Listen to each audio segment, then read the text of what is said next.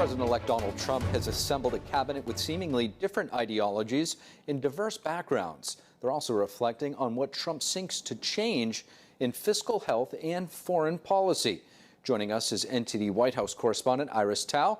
Good evening, Iris. So what are Trump and his picks vowing to do specifically in key areas? Good evening to you, Steve. President-elect Trump's administration picks are promising to enact what they call Trump's America First agenda in various sectors. On foreign policy, Trump's pick for Secretary of State, Senator Marco Rubio, vows to deliver peace through strength and always put the interests of Americans above all else. And Trump says Rubio will never back down to our adversaries. Rubio, who's an outspoken critic of the Chinese Communist Party and has been sanctioned by the CCP for it, will be Trump's main advisor on foreign affairs and act as America's top diplomat when representing the country overseas. Another key pick in the national security field is Pete Hegseth for Defense Secretary. Trump's been reaffirming his support for Hegseth despite misconduct allegations against the military veteran and Fox News host. Trump says Hegseth will return the U.S. military to meritocracy, lethality, accountability, and excellence. And Hegseth, in his book The War on Warriors, has denounced what he called woke policies and a focus on domestic extremism in the military. On foreign policy, Trump has also tapped former Congressman Mike Waltz as his national security advisor. Trump praised Waltz for being an expert on threats posed by China, Russia, and Iran, and Waltz has vowed to hold firm against countries who would harm our way of life. In accepting the role, Waltz also says the U.S. will invest in technologies and maintain an energy dominance to keep the U.S. out of wars. And on domestic policies, Trump's appointed former ICE Director Tom Homan as the White House border czar. Homan vows to run the biggest deportation force this country has ever seen. He's also given some details about it, including that they will ask the U.S. military to help with mass deportation and that this would be an expensive operation, but in the long run, it would be a huge tax savings on the American people. To more comprehensively oversee U.S. security, Trump nominated South Dakota Governor Kristi Noem as the Homeland Security Secretary. Trump says Noem will work closely with Homan to secure the border, and Noem has voiced full support for Trump's border agenda, including a bid to end birthright citizenship to curb illegal immigration. Noem was also one of the earliest governors to ban TikTok from state devices in 2022. If confirmed, she would oversee not only the border, but also cyber threats, terrorism, and emergency responses. Another key pick on security is Kash Patel for FBI director. Trump says Patel will lead the FBI to, quote, end the growing crime epidemic in America. Patel, who's long been criticizing the same organization he's poised to lead, has previously mused about shutting down or moving the FBI headquarters out of D.C. And for the nation's spy chief, Trump's tapped former Democrat Tulsi Gabbard as Director of National Intelligence. Trump praised her experience as a decorated combat veteran and says she enjoys support in both parties. And on the key area of government spending, Trump's tapped Elon Musk and Vivek Ramaswamy to lead the Department of Government Efficiency, saying they will, quote, dismantle government bureaucracy, slash excess regulations, cut wasteful expenditures. Musk has suggested that they can cut $2 trillion from the nearly $7 trillion federal annual budget, and the department's X account has been highlighting spending items it views as unnecessary, such as the construction of an IHOP in Washington. On health policies, Trump's picked RFK Jr. as the Secretary of Health and Human Services. Trump says he will protect Americans from harmful chemicals, pharmaceutical products, and food additives. And RFK Jr. has demanded more transparency over vaccine safety. Trump recently tried to ease some concerns about this pick. No, I think he's going to be much less radical than you would think. I think he's got a very open mind, or I wouldn't have put him there. And finally, for the Justice Department, Trump says Pam Bondi, the former Florida Attorney General, who is now Trump's pick for Attorney General of the United States, will restore the DOJ's focus to fighting crime and end what he calls weaponization against him and Republicans. Steve. And Iris, this cabinet is very different from the cabinet of the first time around for President-elect Trump. What is standing out about this new coalition, and what does it show us about Trump's overall plans to govern? Well, first, a lot of Trump's picks are what people consider outsiders, which is a key difference from Trump's first cabinet. You also see that this is an unusual coalition with diverse ideologies that are populists and plutocrats, traditional conservatives, and staunch MAGA defenders, even a few former Democrats. It's in a way a reflection of what brought Trump to power this time around and how he plans to govern over the next 4 years. He's been touting the historic increase in support he's getting from young and minority voters and his ability to bring in Democrats in this election, and that will show in his new administration. And we're seeing that from his pick for RFK Jr., for example, to have a big say on health policies. But of course, personal loyalty remains paramount to Trump, and this is another distinct feature in how Trump picked his people this time around. What we can expect to see when Trump takes office is a group of allies around him that would have to prioritize Trump's agenda from the White House while also use a diverse set of experiences and ideologies to map out their steps.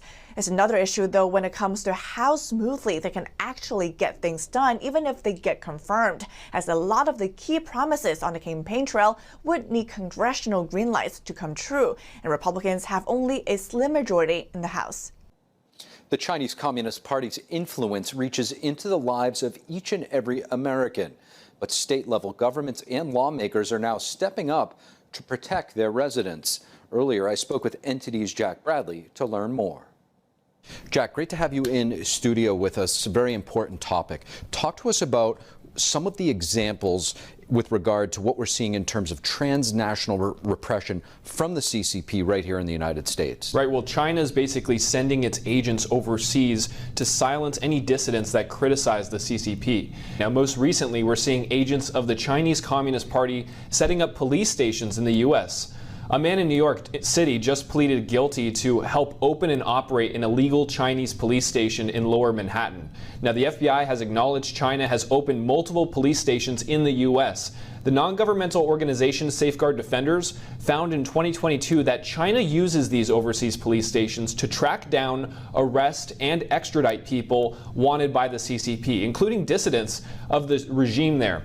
Now, here's FBI Director Christopher Wray back in 2022. To me, it is outrageous to think that the Chinese police would attempt to set up shop, in New York, let's say, without proper coordination. It violates sovereignty. Because we have seen a clear pattern of the Chinese government, the Chinese Communist Party, exporting their repression right here into the U.S. And we've had now a number of indictments that you may have seen of the Chinese engaging in uncoordinated quote-unquote law enforcement action right here in the United States, harassing, stalking, surveilling, blackmailing people who they just don't like or who disagree with the Xi regime. China's also using U.S. law enforcement for transnational repression. An FBI spokesperson just sent out a PSA earlier this year to local law enforcement to warn them not to take part in transnational repression. In February 2022, an individual who was later charged as acting as an illegal agent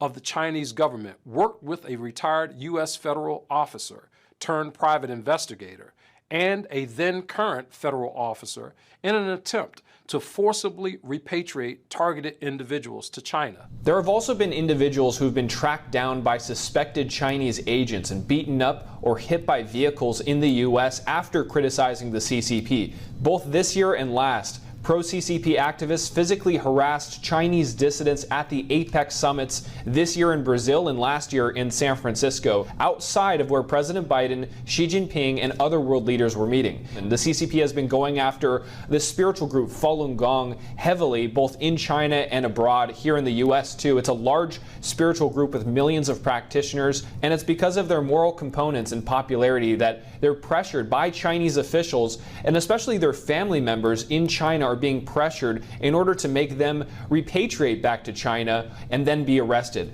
Here's a soundbite from the bipartisan bicameral Congressional Executive Commission on China in a hearing last year. China is carrying out the world's most sophisticated and comprehensive campaign of transnational repression, using a wide array of physical, digital, and psychological tactics to attempt to silence those it views as a threat. Beijing targets a very diverse array of people: pro-democracy activists, journalists, students, human rights defenders, artists, former insiders, civil society organizations, and whole ethnic and religious groups, like the Uyghurs, Tibetans, and Falun Gong practitioners. Now, new whistleblower accounts reveal that the CCP has escalated its campaign to smear Falun Gong practitioners in the U.S. too, whether it's through social media or through the media. Steve?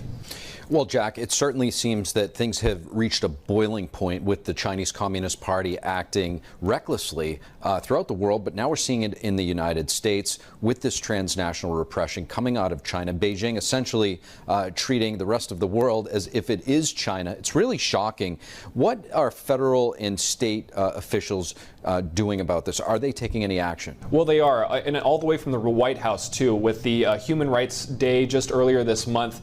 The U.S. ambassador to China released this statement calling out the Chinese regime for its human rights abuses. We reiterate our deep concern about the PRC's restrictions on fundamental freedoms and its use of transnational repression. The State Department itself has detailed the CCP's transnational repression in its annual human rights report, including threats, harassment, surveillance, and even forced disappearances. We're also seeing a lot of movement on the state level, too. Now, Texas Governor Greg Abbott signed an executive order last month. The order directs law enforcement to arrest suspected agents of the Chinese regime or those who forcibly repatriate dissidents back to China. China specifically targets states in the United States to undermine what's going on in the United States of America. They have been in Texas going after Chinese dissidents who left China, and they are legally in the state of Texas now.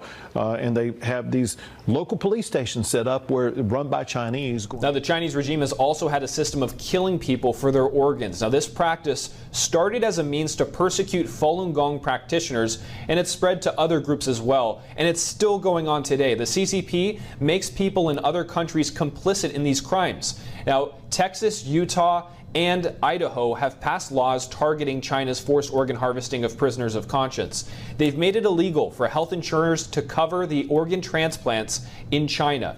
Now, there's a similar bill that was introduced on the federal level in the House. It was passed, called the Falun Gong Protection Act. It would sanction anyone involved in the CCP's forced organ harvesting of prisoners of conscience. Here's Congressman Pat Ryan, who co-sponsored the bill.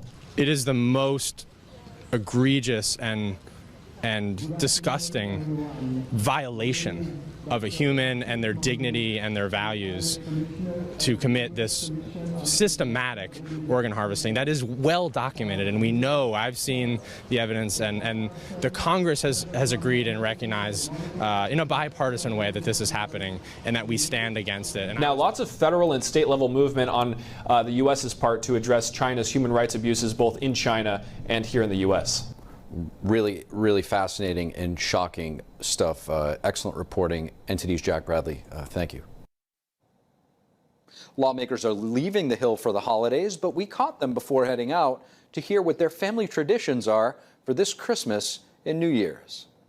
Well, in Miami, we celebrate a little bit differently. I'm Cuban descent, and so we actually have roast pig, and all the family comes, about 40, 50 people come to my house. And it's a great time. The house is decorated. It's my wife's favorite time of the year, unfortunately, because she makes me decorate everything and put up all the lights. But look, I'm happy with it. So celebrating the birth of Christ as a Christian, there's nothing bigger. We're having a Mountain Dew fountain and peanut butter and jelly sandwiches, and I'll be walking around with my charcuterie board, which is me, Ritz crackers and a Cheese Whiz. Well, it's a family vacation, so we'll be sticking close to home. One of my nieces always hosts it. We've passed that generation down to them, and we're expecting a great celebration of the birth of Jesus, one of the greatest moments in the history of mankind. Well, I mean, I think in this holiday season it's so important to look out for one another and take care of one another. I'm looking forward to spending time with my family, and you never know how long you'll have your family, so I think it's really important to be grateful for what it is that we have. It is absolutely going to be a great Christmas because Donald Trump, Republicans are in control. House, Senate, good stuff's coming. Gas prices will be falling. That'll impact the entire economy. Spending is going to be cut. And it's a great day for America and a great Christmas. Merry Christmas to everybody back home. God bless. Christmas is my third favorite holiday. So spiritually, my favorite holiday is Easter, right? Without the resurrection, everything's a lie. I believe in the resurrection. But for family-wise, it's Thanksgiving, because that's when you get together. I'm a little fatter than I should be. You know why? Because I like eating with my friends and family, and then Christmas, obviously. Look, we just get together. We're a big family. I've got 13 grandchildren, and we try to get as many together as possible. I want to wish you all a Merry Christmas and a happy, healthy New Year. May you spend quality time with your family and friends. May you enjoy peace and a great New Year. Feliz Navidad. Thank you for watching the Capitol Report. If you want to see our full broadcast, check us out at epochtv.com.